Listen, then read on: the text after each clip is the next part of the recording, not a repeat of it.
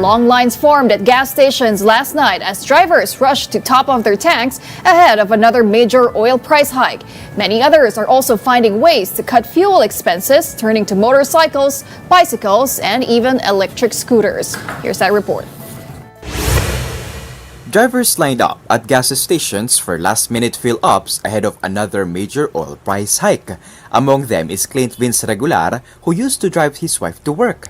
To cut expenses, he's now using a motorcycle instead of a car. Nung naka 4 wheels ako, 1,000 parang sa isang ko lang, 3 araw lang atang 1,000 eh.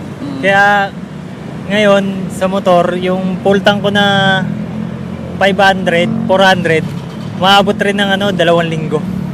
Others are also looking for alternative ways to commute.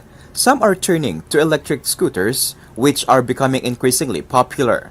At this shop, stocks have already sold out after a surge of buyers this week, most of them whom plan to use scooters for their daily commute to work. Sa electric scooter, yung pinaka-best seller namin na which is 30,000.